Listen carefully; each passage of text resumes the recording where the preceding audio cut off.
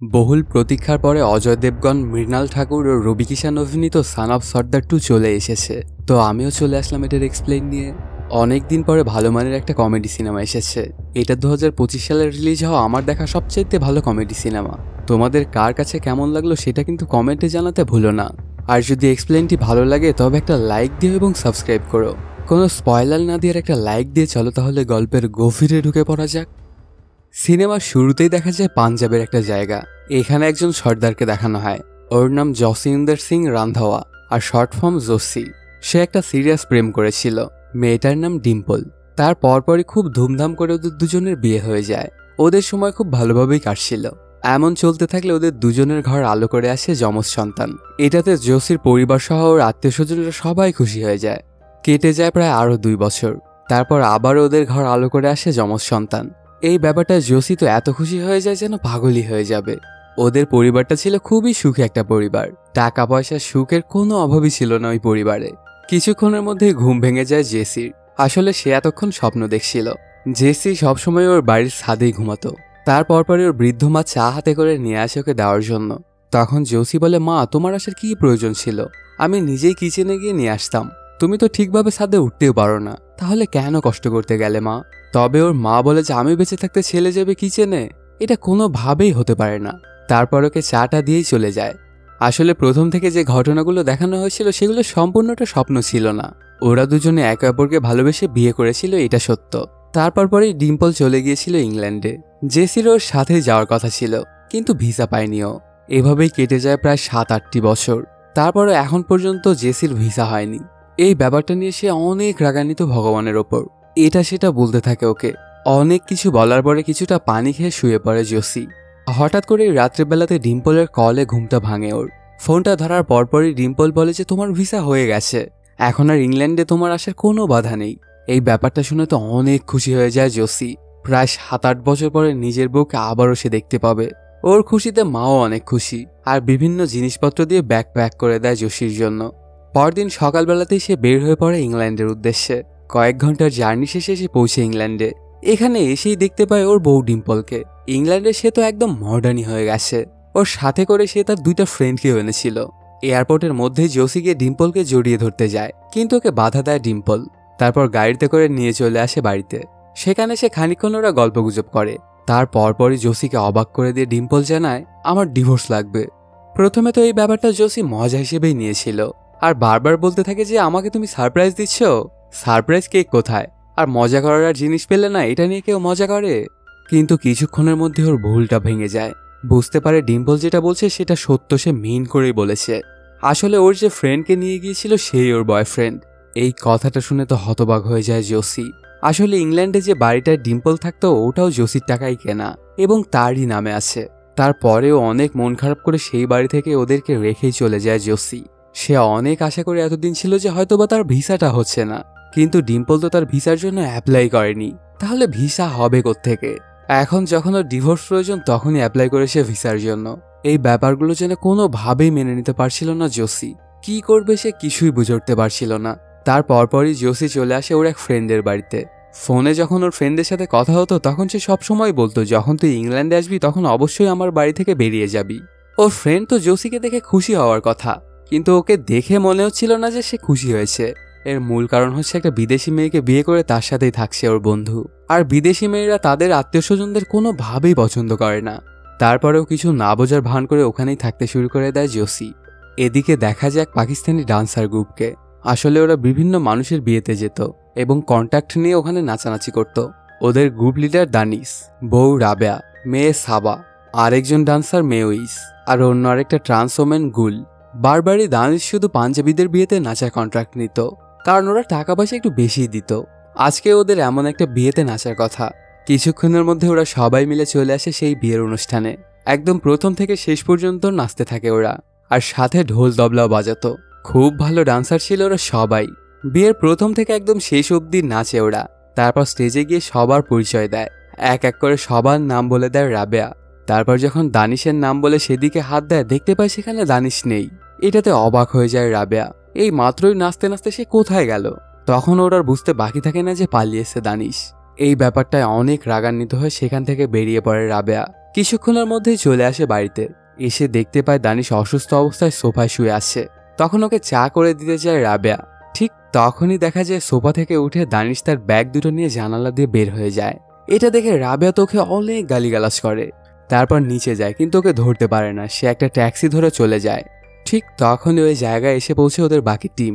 আসলে দানিশ একটা রাশিয়ান মেয়ের সাথে ভাব জমিয়েছিল আর ওর সাথেই ভেগেছে। এই ব্যাপারটা একদমই মেনে নিতে পারছিল না রাবেয়া।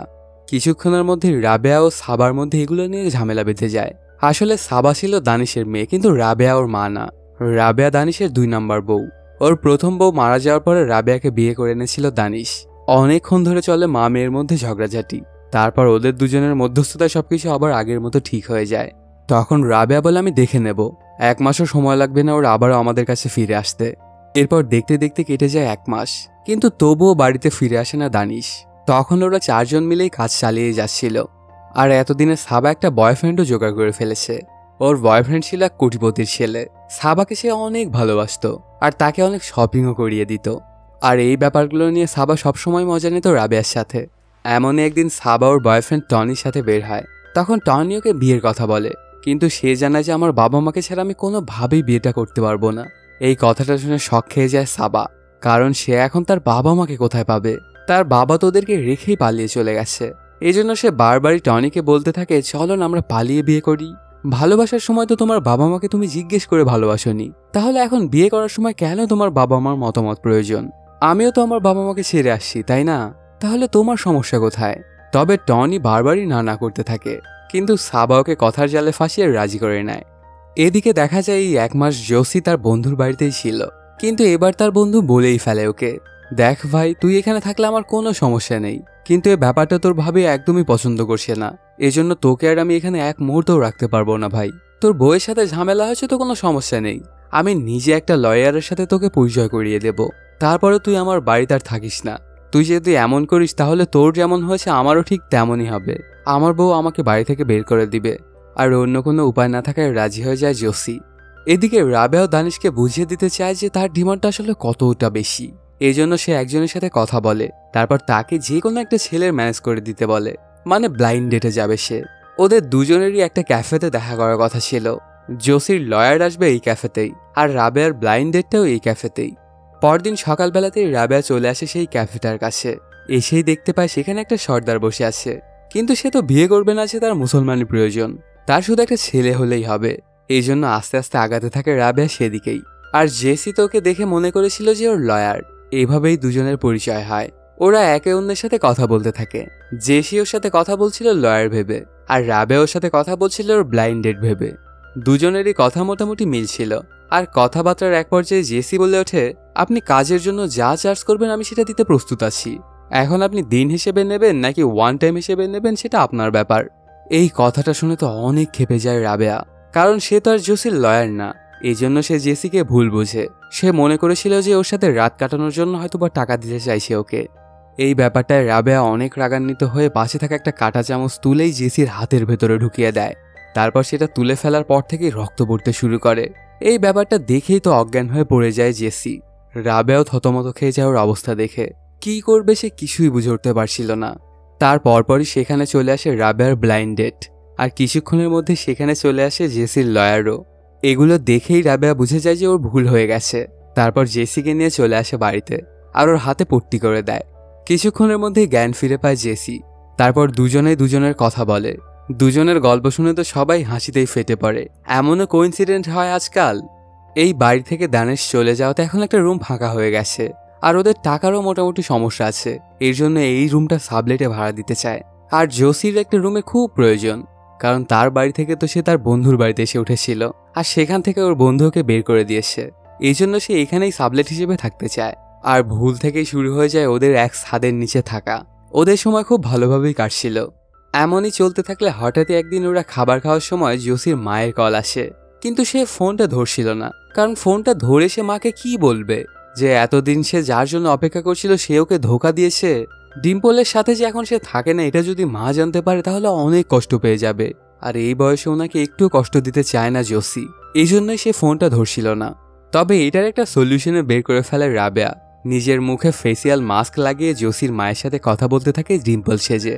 মার সাথে খুব ভালোভাবেই কথা বলছিল রাবেয়া, আর মা তো বুঝতেও পারে না যে এটা আসলে ডিম্পল না। রাবেয়া অনেকক্ষণ কথা বলে জসির মায়ের সাথে।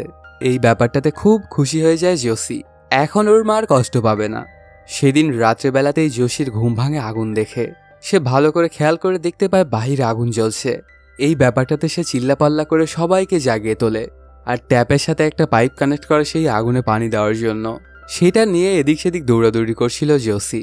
কিছুক্ষণের মধ্যেই সাবা খেয়াল করে দেখে যে টনি এসেছে ওকে প্রপোজ করার জন্য। আসলে সে আগুন দিয়েই লিখেছিল, উইল ইউ ম্যারি মি। তখন সাবা ঘরের দরজাটা আটকেই যায় বাহিরে টনির সাথে কথা বলার জন্য। এদিকে তো ঘরের ভেতরে পাগল প্রায় অবস্থা হয়ে যায় জসির। সে পানির পাইপ নিয়ে এদিক ওদিক দৌড়াদৌড়ি করতে থাকে। নিচে যখন দরজাটা বন্ধ দেখতে পায় তখন পাইপটা নিয়ে চলে আসে উপরে। উপর দিয়েই সে পানি দিবে ওই আগুনে, কিন্তু পাইপটা কোনোভাবেই অত বড় ছিল না, এর জন্য অত দূর যায় না। ততক্ষণে সাবা টনিকে ভাগিয়ে দিয়েছিল এটা বলে যে তার বাবা যদি চলে আসে তাহলে একদমই ওদের শেষ করে ফেলবে। সেখানে আগুনটা নেভানোর জন্য জসি এদিক সেদিক খেয়াল করতে থাকে।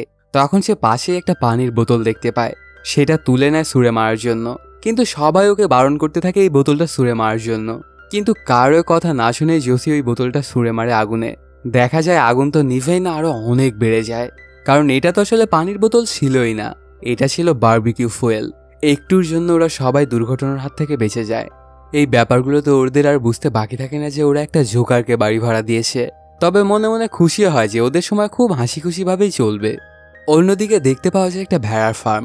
এখানে একটা ঘরের মধ্যে দুই ভাই মজা করছিল।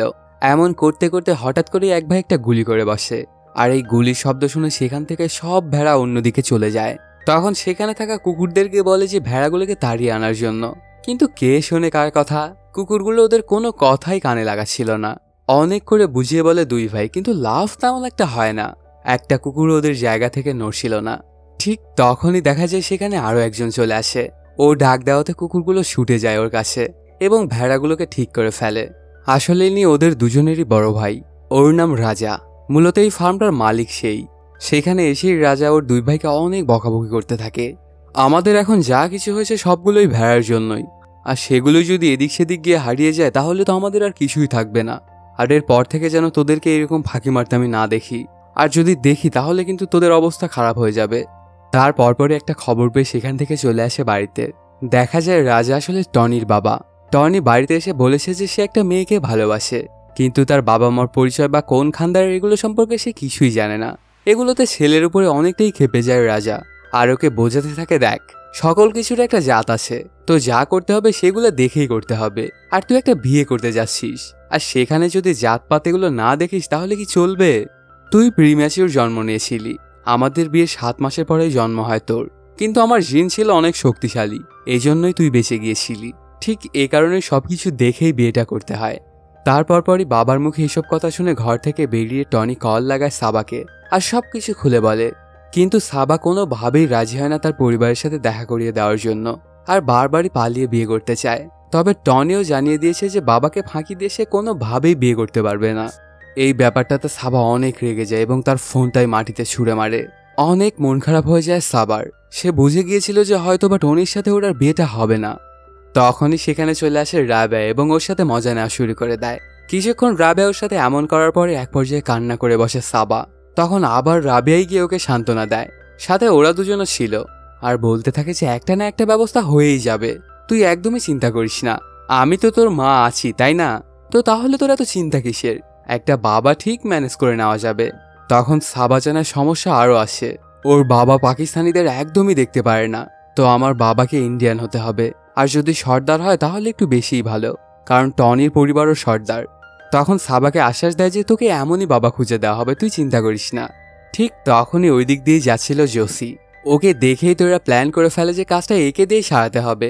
তারপর সবাই মিলে গিয়ে জেসিকে বলে, কিন্তু কোনোভাবেই রাজি হয় না জেসি। সে সাফ সাফ জানিয়ে দেয় যে আমি কোনো রকমেরই কোনো মিথ্যা কথা বলতে পারবো না, আর বিবাহের মতো এমন একটা শুভ কাজে তো কখনোই না। তারপরে ওকে অনেক করে রিকোয়েস্ট করতে থাকে ওরা সবাই।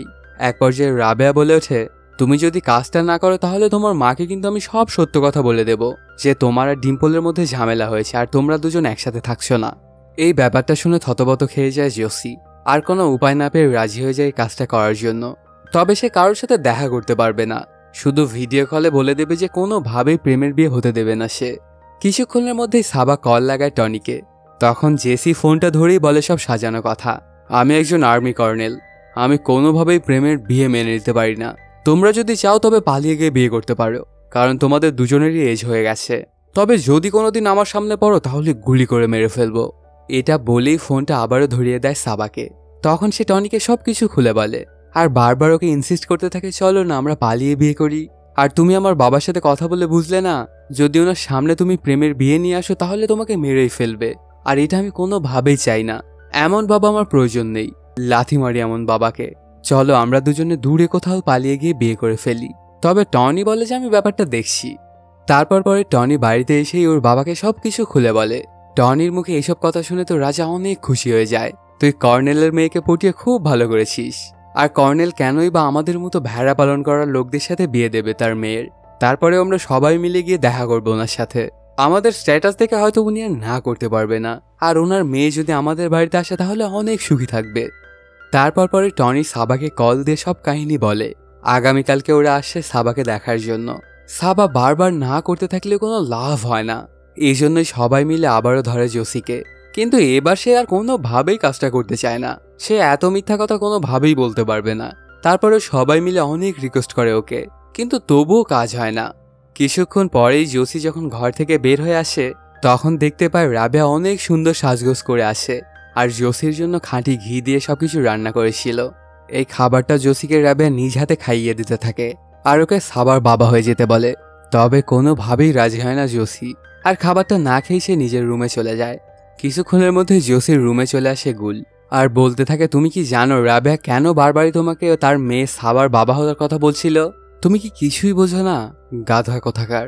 তোমাকে রাবেয়া যেদিন প্রথম দেখেছিল সেদিনই তোমার প্রেমে পাগল হয়ে গিয়েছিল। এই জন্যই সে বারবারই তোমাকে সাবার বাবা হতে বলছে, মানে রাবেয়ার সহার। প্রথমে তো জোসি কিছুতেই বিশ্বাস করে না গুলের কথা। তারপরেও গুল যখন আরো অনেক করে বলে তখন এক পর্যায়ে গিয়ে ওর বিশ্বাস হয়। এদিকে বাহিরে রাবেয়া প্যান্ট ছিঁড়ে ছোট করে দিয়েছিল, মানে অঙ্গ প্রত্যঙ্গ বেশি করে বের করছিল, কারণ ছেলেরা এগুলো দেখেই তো কাত হয়ে পড়ে। তারপর পরই জোসিকে নিয়ে বাহিরে চলে আসে গুল। এখানে এসেই জোসি তো রাবেয়াকে দেখে একদম থ লেগে চেয়ে থাকে। ওকে এর আগে এভাবে কখনো দেখেনি। জোসির মনে তো লাড্ডু ফুটে যায়। তখন রাবেয়া ওকে বলতে থাকে যে সে তাকে কতটা ভালোবাসে। ওরা সবাই মিলে এই কাজগুলো করছিল সাবার বিয়েটা দেওয়ার জন্য। জোসিকে ধোকা দেওয়ার ওদের কোনো ইন্টেনশনই ছিল না। এগুলো দেখে এক পর্যায়ে রাজি হয়ে যায় জোসি। সন্ধ্যাবেলাতেই সবাই মিলে চলে আসে মার্কেটে নিজেদের জন্য নতুন নতুন পোশাক কিনতে। আগামীকালকে তো সাবাকে দেখতে আসছে, এর জন্যই ওদের ভালো ভালো শপিং করতে হবে। নিজেদেরকে তো খানদানি প্রমাণ করতে হবে ওদের। পরদিন সকালবেলাতেই অনেকগুলো গাড়ি নিয়ে চলে আসে টনির পরিবার। ওদের সাথে কয়েকজন সিকিউরিটি গার্ডও ছিল এবং সবার হাতেই ছিল বন্দুক। এই ব্যাপারগুলো দেখে তো জোশির একদম কামই শেষ হয়ে যায়।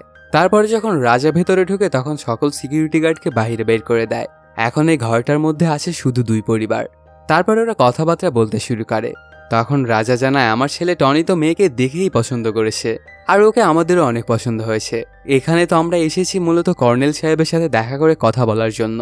এই কথাটা শুনে তো জোসির প্রাণটাই যেন বেরিয়ে যাওয়ার উপক্রম হয়। সে তো আসলে কর্নেল না, তাহলে যদি ওকে প্রশ্ন করে তাহলে সে কিভাবে উত্তর দেবে? তারপর পরই রাজার দুই ভাই ওকে প্রশ্ন করতে শুরু করে, কিন্তু কোনো প্রশ্নেরই ঠিকঠাকভাবে উত্তর দিচ্ছিল না জোসি। কথাবার্তার এক পর্যায়ে রাজা বলে ওঠে, আচ্ছা কর্নেল সাহেব, আপনি আমাদেরকে আপনার জীবনে ঘটে যাওয়া কোনো একটা কাহিনী বলুন যেটাতে আপনি পাকিস্তানিদের নাজেহাল দশা করে দিয়েছিলেন। প্রথমে তো জোশী বলতে চায় না, কিন্তু ওরা অনেক জড়াজড়ি করাতে বলা শুরু করে। আসলে জোশী একদম জগা খিচুড়ি পাকিয়ে ফেলেছিল। ববি দেওল আর সুনীল শেট্টির সিনেমা থেকে কাহিনী বলছিল।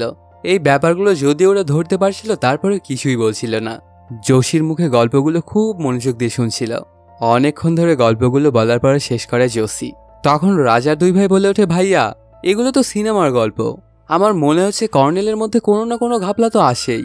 তবে রাজা ওর দুই ভাইকে ধমক দিয়ে বলে, মানুষের জীবনের হিস্ট্রি থেকে তো সিনেমা তৈরি হয়, হয়তোবা কর্নেল সাহেবের জীবন থেকে নেওয়া হয়েছিল এই সিনেমার গল্পগুলো। পাকিস্তানিদেরকে অনেক ছোট করে কথা বলার জন্য রাবেয়া জেসিকে ডেকে ভেতরে নিয়ে যায়। ওর সাথে সাথে অন্য দুইটা মেয়েও আসে। তারপর সবাই মিলে অনেক করে ভয় দেখায় জেসিকে। আর যদি একবারও তুমি পাকিস্তানের বিরুদ্ধে আবোল তাবোল কথা বলো তাহলে তোমার খবর আছে।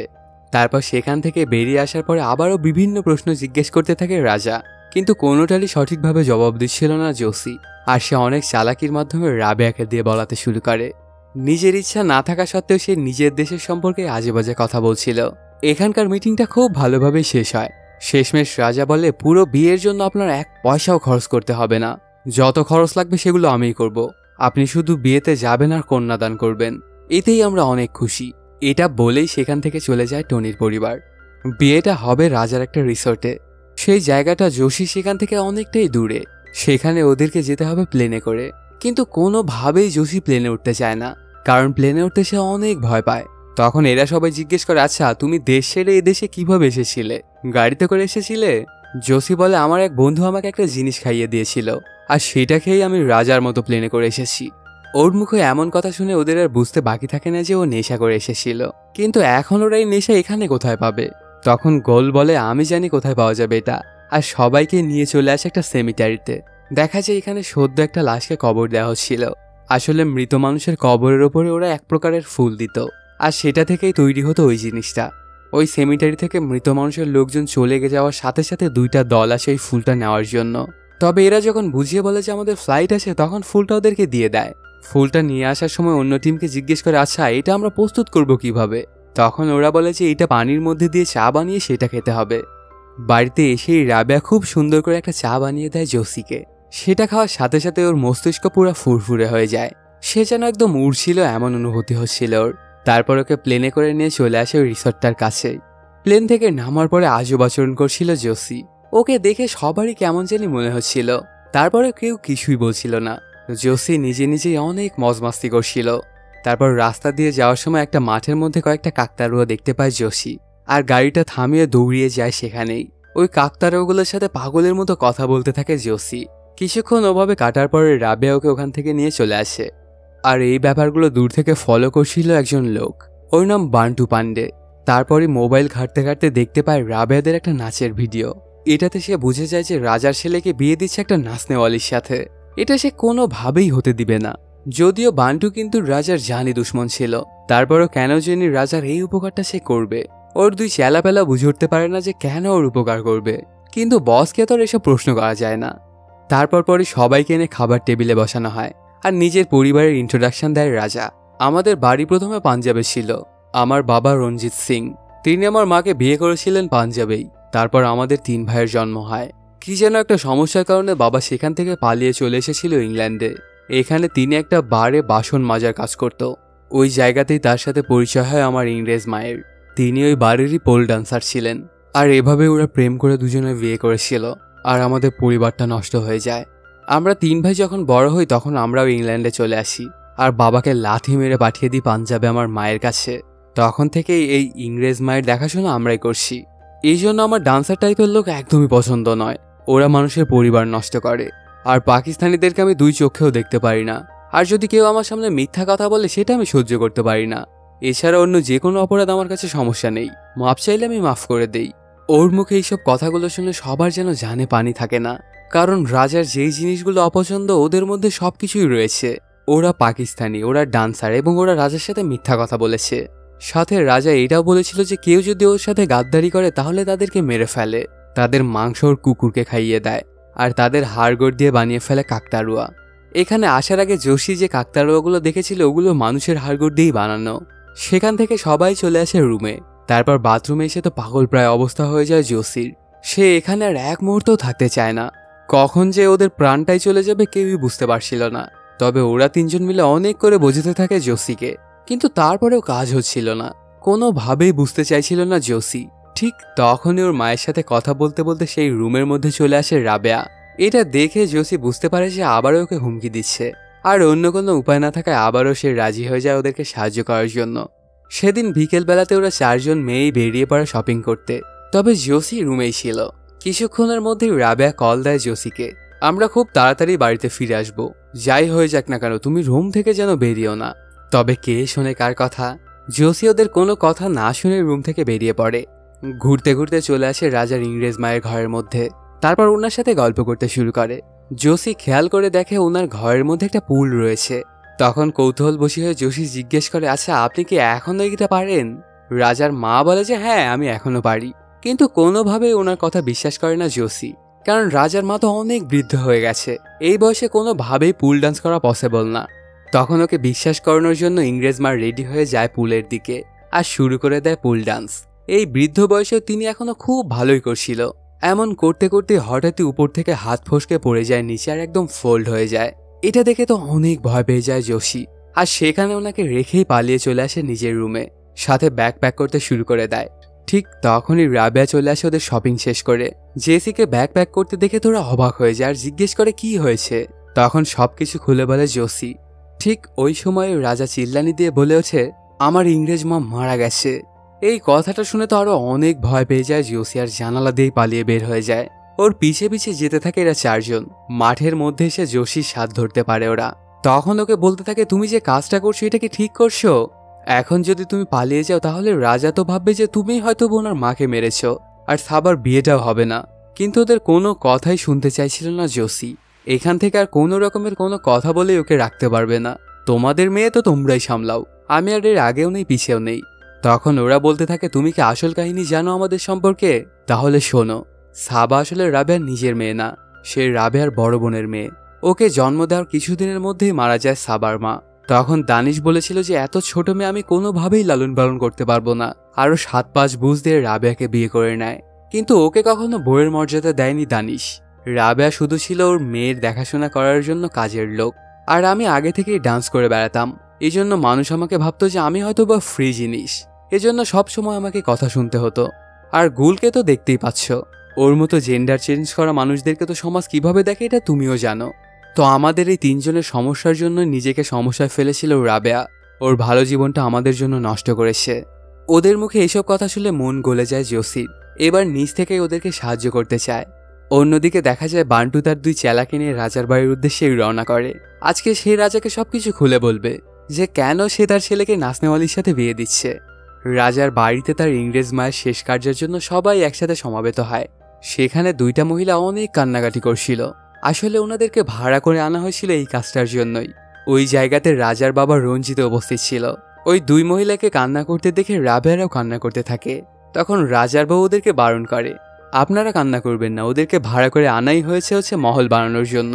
কিছুক্ষণের মধ্যেই ওখানে চলে আসে বান্টু, এসেই রঞ্জিতের পায়েই পড়ে যায়। তারপরে বলতে থাকে, নাসনেওয়ালিরা কি কোনো মানুষ হলো নাকি? ওদেরকে ঘরে আনলে ঘরে সবকিছুই শেষ হয়ে যাবে। এটা কোনোভাবেই উচিত নয়। আসলে বান্টি তো বলছিল সাবাকে টনির সাথে বিয়ে দেওয়ার কথা, কিন্তু এখানে থাকা সবাই মনে করে নেয় যে রঞ্জিতের মৃত বউয়ের সম্পর্কে বলছে। এজন্য অনেক ক্ষেপে যায় রঞ্জিত আর বান্টুকে সেখান থেকে বের করে দিতে বলে। তারপর রাজা ওকে ধরে টেনে বাইরে নিয়ে যায়। ওনার বউ মারা গিয়েছে, এই জন্য অনেক কষ্টে আছে রঞ্জিত। তখন সে বলে ওঠে, আগামী 40 দিন এই বাড়িতে কোনো রকমের কোনো অনুষ্ঠান হবে না। এই বাড়ির এক সদস্য মারা গেছে, মানে টনির বিয়ে আরো 40 দিন পিছিয়ে যাবে। এই ব্যাপারটা কোনোভাবেই মেনে নিতে পারছিল না জোসি ও রাবেয়ারা কেরি, কারণ 40 দিন যদি ওরা এখানে থাকে তাহলে অবশ্যই ধরা পড়ে যাবে। এর জন্য ওরা একটা প্ল্যান করে বসে, আর সেই জন্য ইংরেজ মায়ের কবরের ওপর দেওয়া ফুলটা চুরি করে আনবে ওরা। তারপর শুরু হয়ে যায় ওনাকে কবরস্থ করার কার্যক্রম। এক ফাদার এসে তাকে কবরস্থ করে। সেই কবরের ওপর একগুচ্ছ ফুলও রাখা হয়। ওরা ওখান থেকে খানিকটা দূরে যেতেই ফুলের গুচ্ছটা নিয়ে নেয় জোশি। তবে এই ব্যাপারটা দেখে ফেলে রাজার এক ভাই, আর বলে, ফুল দিয়ে আপনারা কি করবেন? তখন ওকে 7-5 বুঝ দিয়ে ফুলটা নিয়েই চলে আসে বাড়িতে, আর সেটা ব্যবহার করে একটা চা বানিয়ে ফেলে। তারপর রঞ্জিত যখন মন খারাপ করে বসেছিল, তখন প্ল্যান অনুযায়ী ওই ফুল দিয়ে বানানো চাটা নিয়ে গিয়ে দেয় ওনাকে। রঞ্জিত যখন ওই চাটা খায় তখন ওর ভেতরে কারেন্ট বয়ে যায়, আর সব দুঃখ কষ্ট যেন একদম মুছেই যায়। তখন সে রাজাকে বলে দেয় বিয়ের আয়োজন করার জন্য। তোদের ইংলিশ মায়ের মৃত্যু তো হয়েছে স্বাভাবিকভাবে, তাহলে কেনই বা ওর জন্য অপেক্ষা করতে হবে 40 দিন? বিয়েটা এখনই হবে।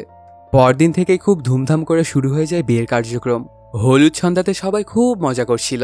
তখন একটা টেবিলের পাশে দাঁড়িয়েছিল ওরা 3 জন। প্রথমে ওরা সবার সম্মতিতে একটা শট পানি খেতে চায়, তারপরে খেতে খেতে অনেকগুলো খেয়ে ফেলে, আর এটাতে একদম নেশায় ধূত হয়ে যায়। তারপর পরই গানের তালে তালে রাবেয়া গিয়ে নাচতে শুরু করে। কিছুক্ষণ ওভাবে ডান্স করার পরে বাকি 3 জন ওকে জয়েন করে।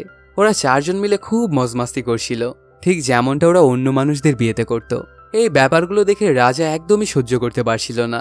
ওদের কাছে ব্যাপারটা খুব খারাপ লাগছিল, কারণ কোনো ভালো পরিবারের মহিলারা কিভাবে নাচানাচি করে। এদিকে রাবেয়া যখন নাচানাচি করছিল তখন সেখান থেকে কেটে পড়েছিল জোসি। আসলে সে এখান থেকে পালিয়ে যেতে চাইছিল। তারপর পরই ওর ফোনে মায়ের কল আসে। তখন মাকে সে সবকিছুই খুলে বলে। সবকিছু শুনে মা বলে, আমি সবই জানি, তুই মিথ্যা কথা বলে যত বড় পাপ না করেছিস, এখন যদি সেখান থেকে চলে যাস তাহলে তার থেকে বেশি পাপ করবি। তুই যদি আমার ছেলে হয়ে থাকিস আর যদি সর্দার হয়ে থাকিস তাহলে ওদের ওভাবে ফেলে তুই কোনোভাবেই যাবি না। ওই মেয়েটার বিয়েটা শেষ করে তারপরে ওখান থেকে আসবি তুই, এটা তোর মায়ের অর্ডার। মায়ের কথা কোনোভাবেই ফেলতে পারে না জোসি, আর আবারও সে অনুষ্ঠানের দিকেই ধাবিত হয়। এদিকে অনেকক্ষণ নাচানাচি করার পরে রাজা সবাইকে ধমক দিয়ে থামিয়ে দেয় আর ওদেরকে অনেক করে কথা শোনাতে থাকে। কোনো ভালো ঘরের মেয়ে বউরা কিভাবে নাচানাচি করে এতগুলো পরপুরুষের সামনে? এই পরিবারে আমি আমার ছেলের বিয়ে দিবই না। তারপর সে খুঁজতে থাকে কর্নেলকে। কিছুক্ষণের মধ্যেই সেখানে চলে আসে জোসি আর রাবেয়াদেরকে ডিফেন্ড করে। আচ্ছা বলুন তো আপনাদের সমস্যা কি? এখানে বিয়ে হচ্ছে তো ওরা একটু নাচানাচি করেছে, এতে সমস্যা কোথায়? আমি তো সেটাই বুঝতে পারছি না। এমন কোনো জায়গা নেই যেখানে বিয়েতে মজমাস্তি হয় না, এটাকে তো খারাপভাবে দেখার কোনো সুযোগই নেই। আরও অনেক কথা শুনিয়ে দেয় রাজাকে এবং সেখান থেকে ওদের সবাইকে নিয়ে চলে আসে। তখন সাবা বলে ওঠে, আমি তো ভেবেছিলাম তুমি আমাদেরকে ফেলেই পালিয়ে গেছো। এটা শুনে জোসি বলে, হ্যাঁ আমি পালাতেই গিয়েছিলাম, কিন্তু এখন আর পালাবো না। আমার মেয়ের বিয়ে এখান থেকে দিয়েই তারপরে আমি যাব। ওর মুখে এমন কথা শুনে সবাই খুব খুশি হয়ে যায়। পরদিন সকালবেলাতেই আবারও চলতে থাকে উৎসবমুখর পরিবেশ। দেখা যায় জোসির ঘরে চলে এসেছিল রাবেয়া, আর গতকালকে ওদেরকে ডিফেন্ড করার জন্য ধন্যবাদ দিতে চায়। ওরা কথাবার্তা বলতে বলতে এক পর্যায়ে কিস করতে যাবে, ঠিক তখনই দরজায় কেউ একজন কড়া নাড়ে। দরজাটা খুলেই দেখতে পায় রাজার এক ভাই এসেছে। কর্নেলকে নাকি রাজা ডেকেছে কি একটা আলোচনা করার জন্য। সাথে সে জানায়, আমার বাবাও আপনাকে খুঁজছে, আপনারা ওনাকে কি চা খাইয়েছিলেন সেটা আবারও খেতে চায় বাবা। তখন জোসি বলে, আচ্ছা ঠিক আছে আমিও সেটা নিয়ে আসছি। তারপর পরে ওরা দুজনে আবারও চলে আসে একটা সেমিটারিতে আর ওই ফুলটা খুঁজতে থাকে। কিছুক্ষণ খোঁজাখুঁজির পরে ওরা ফুলটা পেয়েও যায়। তখন সেটা নিয়েই ফিরতে যাবে, ঠিক তখনই রাবেয়া বলে ওঠে, রুমের মধ্যে যে ধন্যবাদ দিচ্ছিলাম এখানে কি সেটা নিবে? কিন্তু জোসি বলে, একটা কবরস্থানে। তারপর পরে রাবেয়া ওর হাত থেকে একটা ফুল নিয়ে অর্ধেকটা নিজে খায় এবং বাকি অর্ধেকটা জোসিকে খাইয়ে দেয়। এই ফুলটা খাওয়াতে দুজনেই তো মাতাল হয়ে যায়। তারপরে শুরু করে দেয় ওদের পাগলামি। অনেকক্ষণ এমন করার পরে ওদের জ্ঞান ফিরে পায়। তারপরে সেখান থেকে চলে আসে রুমে, আর ওই ফুলটা দিয়ে চা বানিয়ে সেটা নিয়ে চলে আসে রঞ্জিতের কাছে। তারপর ওনাকে সেটা খেতে দেয়। রঞ্জিত তখন জোসির কাছে অনেক দুঃখ করতে থাকে। আসলে সে 25 বছর ধরে বিয়ে করেছিল, আর তার বউ মারা যাওয়াতে সে অনেক কষ্টে আছে। তখন জোসি বলে, সমস্যা কি? আপনি জগিংয়ে গিয়ে আরও একটা মেয়ে পটিয়ে আনবেন, তাহলেই তো হয়ে যায়, একদম সিম্পল। তারপর পরই সেখান থেকে চলে আসে অনুষ্ঠানে। এসেই দেখতে পায় সেখানে রাজা বন্দুক দিয়ে প্র্যাকটিস করছিল। জোসিকে দেখে একটা বন্দুক ধরিয়ে দেয় ওর হাতে আর নিশানা লাগাতে বলে। প্রথমে যদিও গুলি করতে চাইছিল না জোসি, কিন্তু ওদের অনেক জড়জড়িতে গুলিটা করতে বাধ্য হয় সে, কিন্তু গুলিটা লাগে না বোতলে। তখন খুবই চালাকি করে বলে, আমি তো আগেই বলেছিলাম যে আমি ট্যাঙ্ক চালাই, এসব ছোট মতো বন্দুক চালানো আমার কাজ নয়। এটা বলেই সেখান থেকে চলে আসে।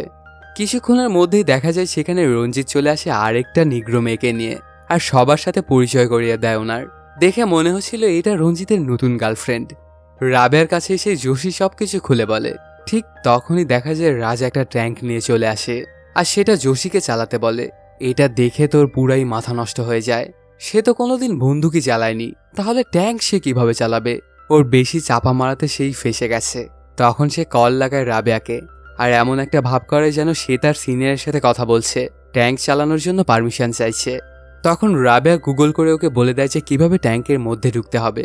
সেভাবেই ঢুকে যায় জোসি, কিন্তু ট্যাঙ্কের ভিতরে ঢুকে সে তো আরও অবাক হয়ে যায়। এমন জিনিস তো সে তার জীবনেও দেখেনি। এখন সে কিভাবে ট্যাঙ্ক চালাবে? সে না বুঝেই এটা ওটা বাটন চাপতে শুরু করে। দেখা যায় ট্যাঙ্কের নলটা 360 ডিগ্রি ঘুরছিল। এতে সবাই তো ভয় পেয়ে যায়। জোসি কোন দিকে না আবার গুলি চালিয়ে ফেলে। অন্যদিকে দেখা যায় জঙ্গলের মধ্যে দিয়ে বান্টুরা আসছিল এই বিয়ে বাড়িতেই। এক পর্যায়ে জোসি আন্দাজে ফায়ার করে দেয়। গুলিটা গিয়ে সোজা লাগে বান্টুরা যেখানে আছে। ওদের অবস্থা খুব খারাপ হয়ে যায়। তারপর আরও একটা গুলি করে জোসি এবং ট্যাঙ্কের ভেতর থেকে বেরিয়ে আসে। এবার ওকে দেখে তো সবার বিশ্বাস হয়েই যায় যে উনি আসলেই কর্নেল। সেই দিনটা ওভাবেই কেটে যায়। পরদিনই টনি ও সাবার বিয়ে। খুব ধুমধাম করেই হচ্ছিল ওর বিয়ের অনুষ্ঠান। হঠাৎ করে রাবেয়ারা খেয়াল করে দেখতে পায় সেখানে পারফর্ম করার জন্য এসেছিল সাবার আসল বাবা দানিশ। এগুলোতে তারা তো অনেকটাই ভয় পেয়ে যায়, আর গিয়ে দানিশকে বলে, তুমি তো আমাদেরকে ছেড়ে চলেই গিয়েছিলে, এখন সাবার বিয়ে একটা ভালো বাড়িতে হচ্ছে, তো এখানে তুমি এমন কিছু করো না যেন সাবার বিয়েটাই ভেঙে যায়। এগুলো বলেই সেখান থেকে চলে যায় ওরা দুজন।